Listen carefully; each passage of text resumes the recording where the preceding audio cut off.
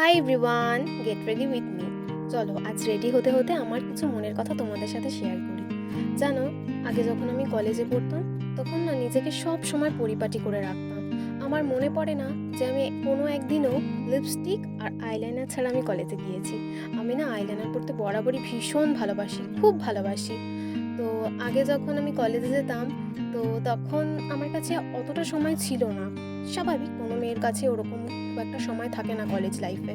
নিজের পড়াশোনা, টিউশনি পড়ানো, নিজেকে টিউশনি যাওয়া, কম্পিউটার। তো আজকে না যখন আইলাইনারটা পড়ছি তখন দেখছি প্রচুরভাবে হাত কাঁপছে। কিন্তু আগে এটা 1 মিনিটেই হয়ে যেত। আজকে কতবার দেখে দেখে দেখে দেখে আইলাইনারটা পড়লাম, তবুও যেন টেরে পেকে গেছে, ঠিকঠাক হলোই না ব্যাপারটা। কিন্তু আগে এরকম হতোই না। আগে পুরো পারফেক্ট হতো। সেটাই ভাবছি, সময়ের সাথে সাথে সব কিছু পাল্টে যায়। সময় কত তাড়াতাড়ি বয়ে যায়। আগে আমার কাছে সময় থাকতো না সাজগোজের, কিন্তু তবুও আমি ঠিক সময় করে সাজিয়ে গুছিয়ে নিতাম। আর এখন আমার কাছে প্রচুর সময়, তবুও যেন আমি নিজেকে সাজিয়ে উঠতে পারছি না। তাই আজকে মনে হলো ক্লাসে যাওয়ার সময় একটু নিজেকে সুন্দর করে সাজাই, আবার সেই আগের মতন। আগে তো চুলও বাঁধতাম সারাদিন, মানে দিনে যে 3-4 বার চুল বাঁধতাম।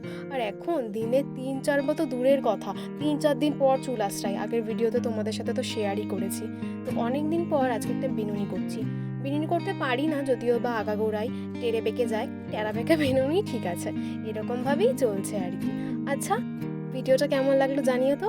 আর আমাকে কোন ছবিটায় বেশি ভালো লাগছে, চশমা ছাড়াটায় না চশমা পরাটায়? ভিডিওটা ভালো লাগলে একটা লাইক করো। আজকের মতন বাই।